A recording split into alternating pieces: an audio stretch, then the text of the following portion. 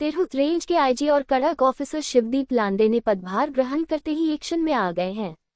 Law and order को दुरुस्त करने के लिए आईजी शिवदीप लांडे ताबड़तोड़ बैठकें कर रहे हैं और पुलिस अधिकारियों को कई दिशा निर्देश भी दे रहे हैं।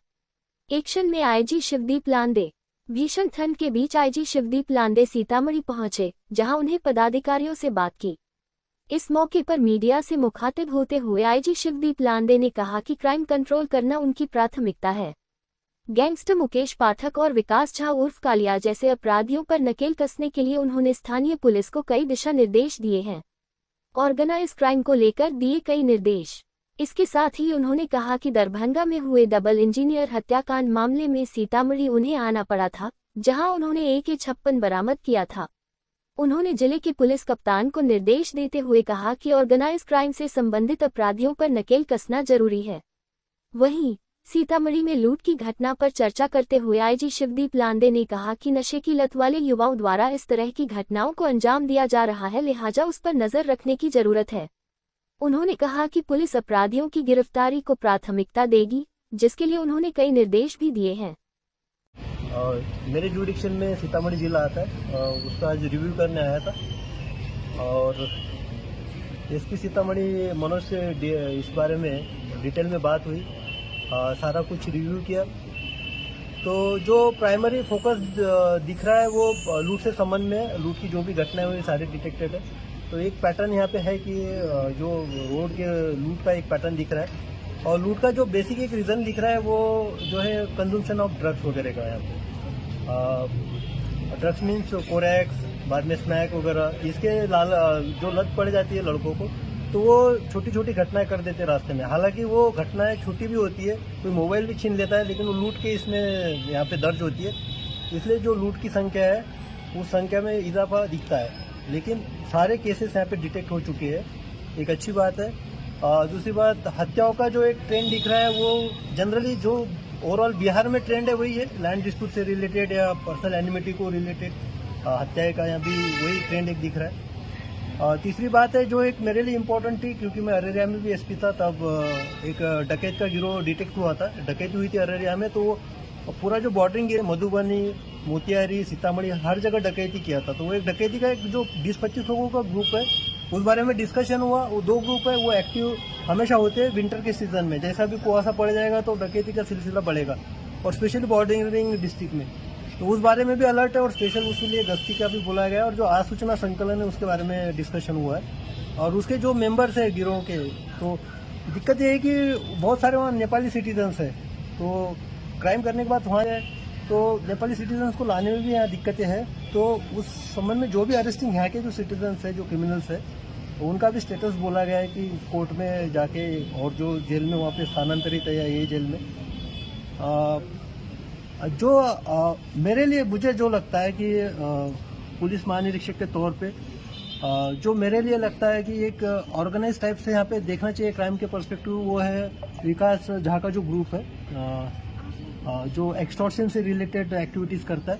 तो उस पर स्पेशली मॉनिटरिंग के लिए मैंने पर्सनली बोला है कि विशाल जो है, विशाल और उससे संबंधित एसोसिएट जो कि अभी बाहर में है, हाँ, तो उनकी अरेस्टिंग के लिए बोला है कि ज़्यादा से ज़्यादा प्रयत्न किया जाए। अभी जो जेल से निकला है और बैंक रॉबरी में भी था इंदल महतो, इंदल महतो के बारे में भी बोला है कि फोकस किया जाए। तो मुझे लगता है कि सीतामढ़ी पुलिस अपने आप में सक्षम है इन सारे टारगेट को अचीव करने में, इन सब की अरेस्ट गिरफ्तारी करने में।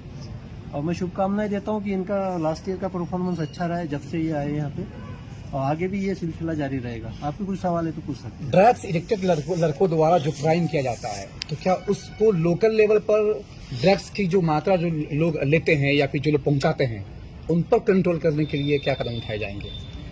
मैं एक्चुअली ड्रग्स मैं मुंबई में था तो एंटी नार्कोटिक सेल में काम किया मैंने। इनफैक्ट सबसे बड़े केसेस जो वर्ल्ड वाइड थे वो वहाँ पे मेरे नेतृत्व में हुए थे। तो ड्रग्स का एक बेसिक से है कि no one can consume drug without your consent, यानी आपको कोई भी ड्रग्स खिला नहीं सकता आपके कंसेंट के बगैर। कंसेंट यानी आपकी जब तक आप नहीं चाहोगे तब तक आपको फोर्सफुली जाए। ये नहीं है कि भाई पिस्तौल लगा दिया कान के नीचे और लूट ले लिया, ऐसे नहीं कि आपको पिस्तौल लगा दिया और बोल दिया कि ड्रग्स ले लो। तो ड्रग्स का जो सिलसिला होता है अपने आप चालू होता है यूथ से। तो उसके लिए एक तो अनुभव के साथ बताता हूँ कि सिर्फ उसके लिए समाज ही ये नहीं है, उसके परिवार से रिलेटेड भी जो बातें वो भी उसके लिए उतनी जिम्मेदार है। तो एक समाज और परिवार की जिम्मेदारी बनती है कि उनके जो बच्चे हैं उस इस लत में न जाए। और दूसरी बात है कि मैं जब कोसी में था एज अ DIG करके, तो एक एग्जांपल बताता हूँ। मधेपुरा में एक ट्रक ड्राइवर की हत्या हुई थी, लूट होके और उसकी हत्या हुई थी। बाद में वो चेस करके उसको पकड़ा गया था, दोनों लड़कों को। पकड़ने के बाद जब उसको थाना में लाया गया, पर्सनली इंट्रोगेशन मैंने किया था उसका, तो उस वक्त उसको पता नहीं था कि उसने गोली मारी है करके, हत्या जैसा एक जघन्य अपराध भी उसने किया है। बाद में जब वो नशे के हालत से निकला 3 घंटे के बाद, तो उसको जब पूछा गया तो बोला कि मुझे पता ही नहीं था कि मैंने गोली मारी है, किसी का हत्या भी किया है, मेरी इच्छा तो सिर्फ ट्रक लूटने की थी। तो ये एक इमर्जिंग ट्रेंड है और इमर्जिंग ये धोखा भी है हमारे लिए कि जो यूथ है, यूथ जो कंजम्पशन ऑफ ड्रग्स करता है, बाद में कोरेक्स पीता है, स्नैक पीता है और उस नशे में जो क्राइम करता है, ये चैलेंज है, बहुत बड़ा चैलेंज है पुलिस के लिए। मुझे लगता है कि उस बारे में भी जो लोग कारोबारी हैं, जो पहुंचाते हैं, आसानी से बाजार में वो दस्तयाब करा देते हैं ड्रग्स। तो ड्रग्स के बारे में क्या होता है कि ड्रग्स का बेसिकली क्या होता है कि चैनलाइज होता है वो उसमें जो कंज्यूमर लेवल से लेके, फॉर एग्जांपल मैं कोकेन में बताता हूँ। कोकेन अगर साउथ का अमेरिका में जो ऑर्गेनाइज्ड ड्रग्स है, तो कोकेन का जो कंजम्पशन आने तक 22 जो है लेयर्स रहते हैं, उसमें 22 पे जो लेयर पे आता है तब वो कंज्यूम करता है। उसी तरह कोरेक्स का भी जो है, कोरेक्स में एटलीस्ट 6 लेयर है, जहाँ से कोरेक्स बनता है फैक्ट्री से लेके वहाँ से डिस्ट्रीब्यूशन शिप के बाद जो रिटेलर है, रिटेलर के बाद जो गाँव में आता है वहाँ, और वहाँ के बाद जो खरीदता है जो मेडिकल शॉप है। तो मैं SP सीतामढ़ी से मनोज जी से बोलूंगा कि भाई इस टाइप से जो शॉप है जो इलीगल तरीके से ड्रग्स बेचते हैं, उस पर भी कार्रवाई जरूरी है। सर सीतामढ़ी में कई थाने हैं जिनके पास अपना भवन नहीं है, तो आप नहीं, अभी तो इंफ्रास्ट्रक्चर के बारे में मुख्यालय ही बहुत सीरियस है, हमेशा हमारा रिव्यू भी होता है और बड़ी तेजी से इसमें काम होता है और पैसों की कोई कमी नहीं है। अगर ऐसी कोई बात है, कोई जगह चिन्हित होती है और ऐसा कोई लिमिटेशन है तो डिस्कस करेंगे। लेकिन ये बता दूं कि मुझे मुख्यालय के तौर से ये अटमोस्ट प्रायोरिटी है कि थाना बनना चाहिए, आउटपोस्ट बनना चाहिए और पैसे की किल्लत नहीं है। पैसा जितना भी चाहे सरकार रेडी है देने के लिए, तो इनिशिएटिव लेने की जरूरत है। और सारे एसपी जो मैंने अभी 3 एसपी से मिला हूँ, तो इनिशिएटिव तो है उसमें कर रहे हैं। सर 31 नवंबर को यहाँ गोविंदा कॉलेज में प्रोफेसर को गोली मार दी गई। हाँ आज तक उसमें शूटर की गिरफ्तारी नहीं हुई, CCTV फुटेज दिया है। हाँ, उसमें अभी एक्चुअली उसमें मेरा डिस्कशन नहीं हुआ, अभी रिव्यू करूंगा उस बारे में और मनोज से बात करके फिर इसमें मैं कुछ बोल पाऊंगा। सर गंभीर मामला था प्रोफेसर को, बिहार में काफी गिरान मामला था। नहीं, अभी रिव्यू करेंगे, बताएं। सीतामढ़ी के साइबर थाने में सर इंस्पेक्टर की कमी है, बस 2 लोग हैं, मतलब FIR बहुत लेट हो पाता है। हाँ, नहीं, इस बारे में बात करेंगे अभी।